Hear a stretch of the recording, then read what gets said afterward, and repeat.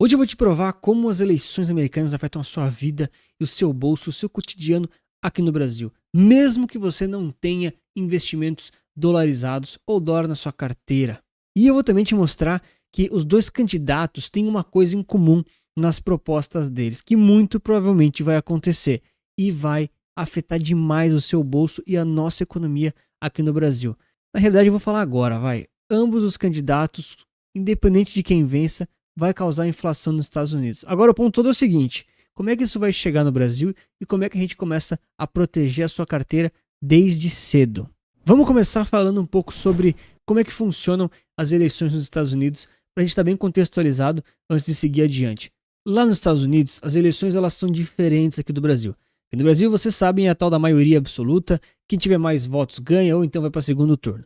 Lá é um pouco diferente, tem uma tal de história de colégio eleitoral e delegados. Então o que acontece é que em cada estado tem uma eleição e aí algum dos candidatos vai ganhar mais de 50% dos votos naquele estado. E quem ganhar essa eleição no estado leva o número de delegados daquele estado. Então, por exemplo, aqui o maior colégio eleitoral, se não me engano, é a Califórnia. Esses números aqui até já mudaram um pouquinho, mas tem aqui 55, 54 delegados que falam, né? Então, quem ganhar nesse estado vai levar 55 votos. Para ganhar as eleições, precisa ter 270 votos nos Estados Unidos.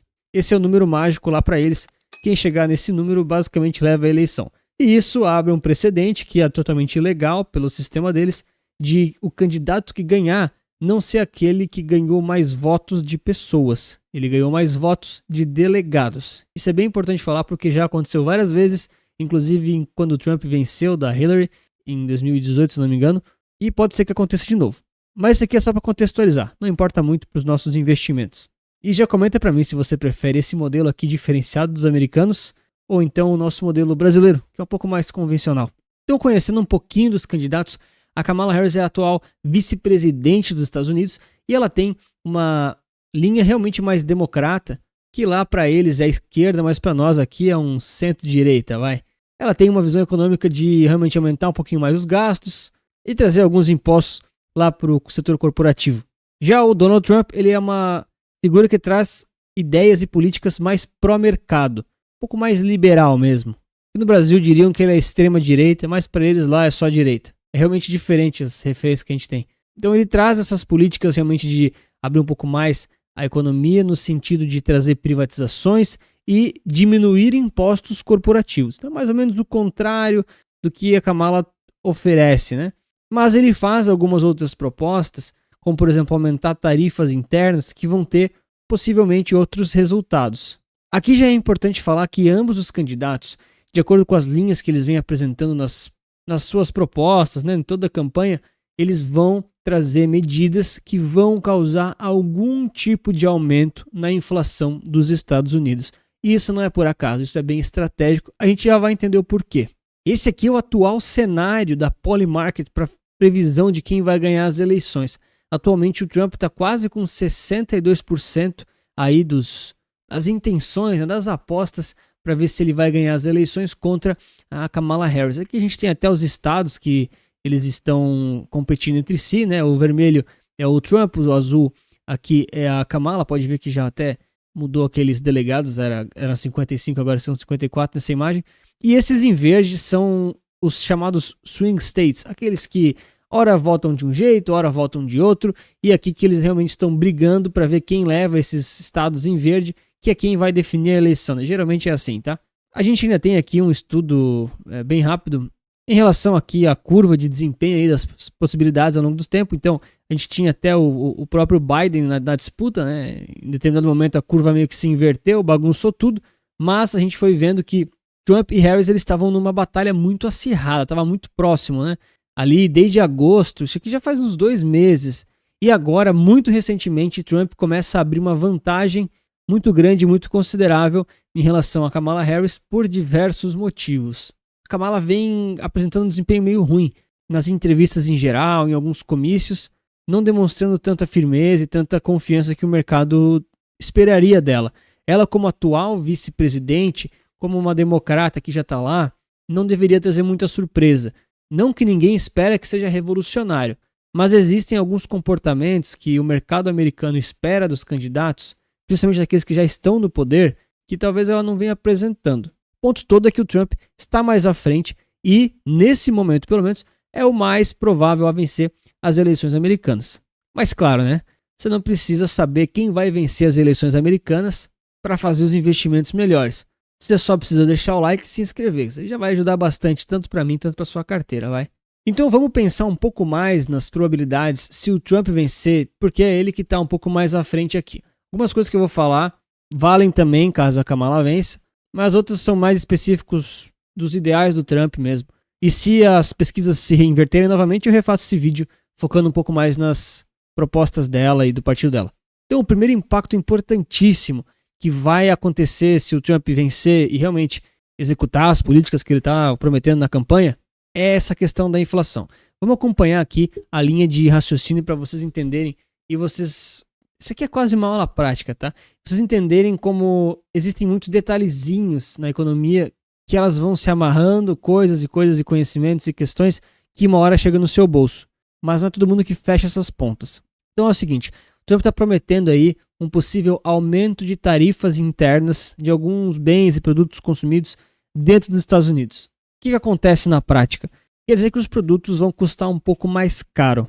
Se os produtos custam mais caro, é a mesma história que em qualquer lugar do mundo. Isso causa inflação, porque as coisas ficaram mais caras, você vai ter que pagar mais caro, tudo ficou mais caro. Ok, mas e daí?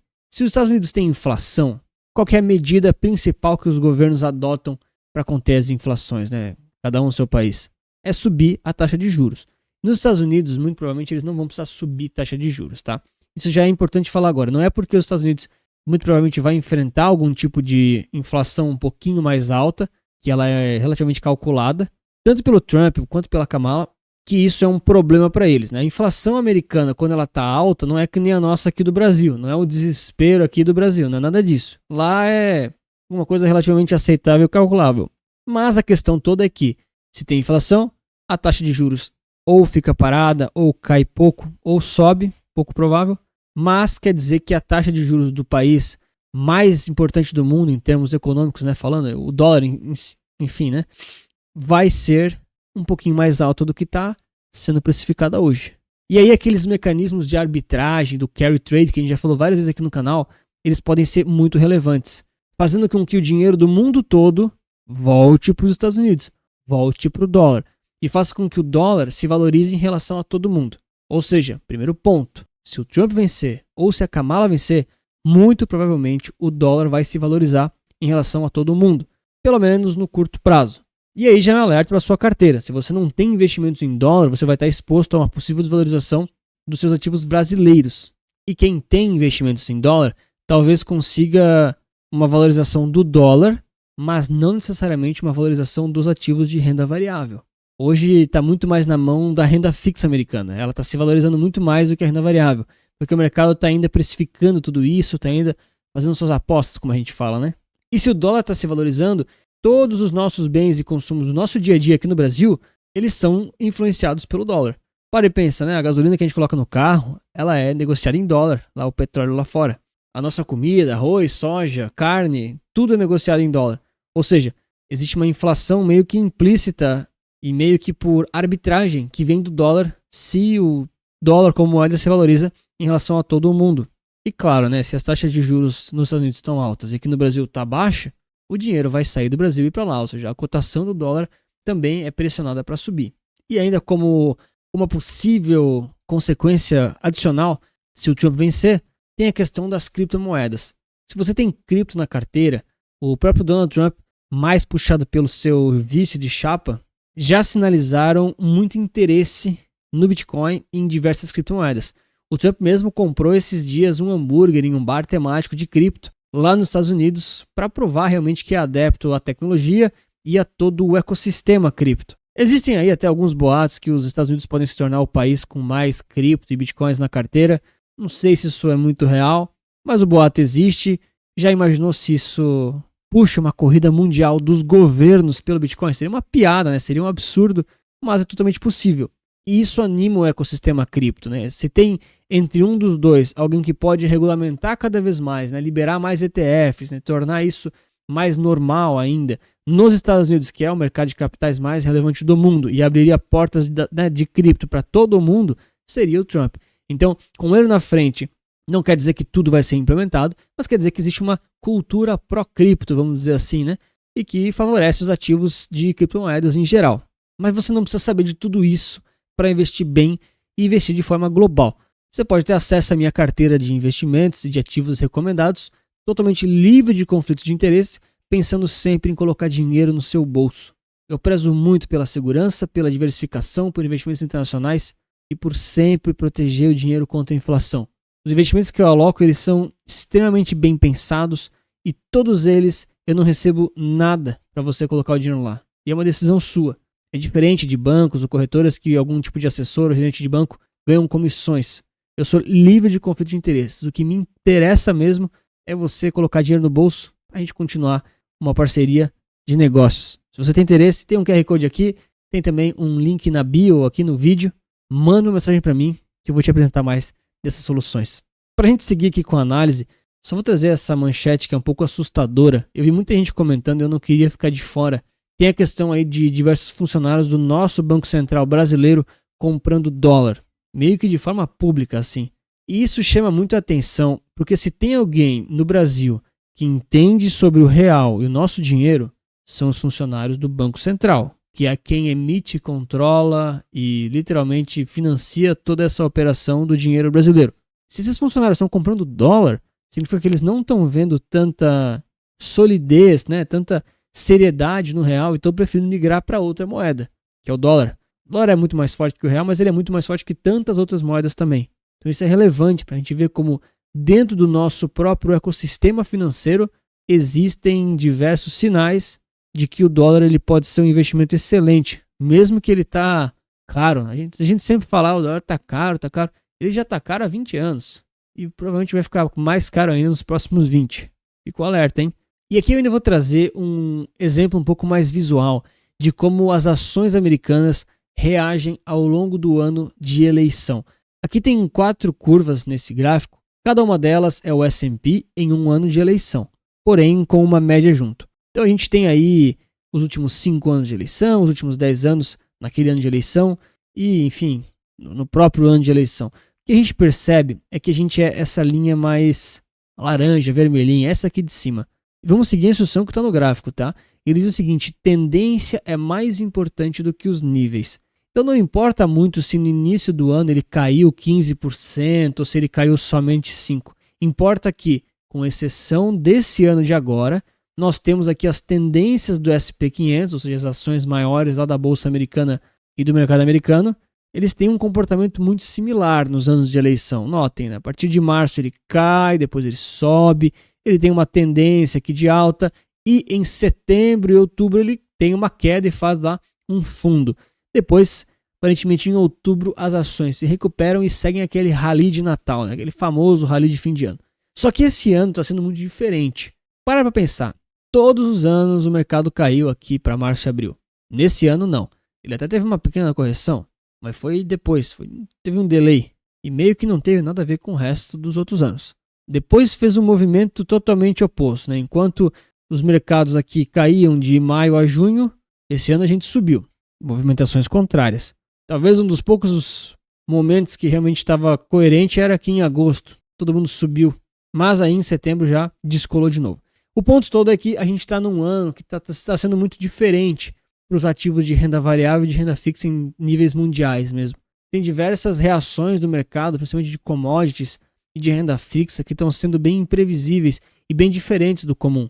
E esse estudo aqui só está nos mostrando isso. Ele não vai nos mostrar se é para comprar ou se é para vender, ou se você tem que se expor à renda variável estrangeira ou não. Se você consegue ter essas conclusões, meu Deus, me escreve aqui que talvez eu te contrate. Mas ele nos mostra, pelo menos eu percebo isso, para a gente perceber que não existe um ciclo muito claro, não existe muita previsibilidade.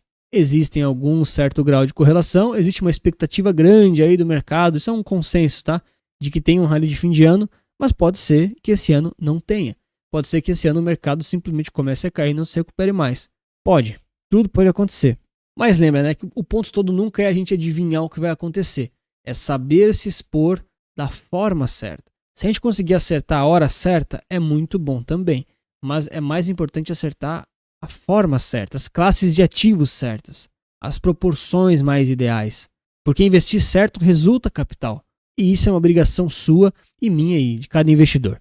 Eu acredito que o dólar ainda tem muito para se valorizar ao longo dos anos. Apesar de que no curto e médio prazo ele sempre pode balançar bastante. Porque ele é um ativo de renda variável e, querendo ou não, ele oscila. Mas para você que tem interesse em investir em dólar, mas não quer tirar o dinheiro do Brasil, acha meio complicado, vou deixar aqui um vídeo recomendado para você investir lá no SP500, as ações americanas, sem precisar tirar o dinheiro do Brasil. Obrigado pelo like e obrigado pela inscrição.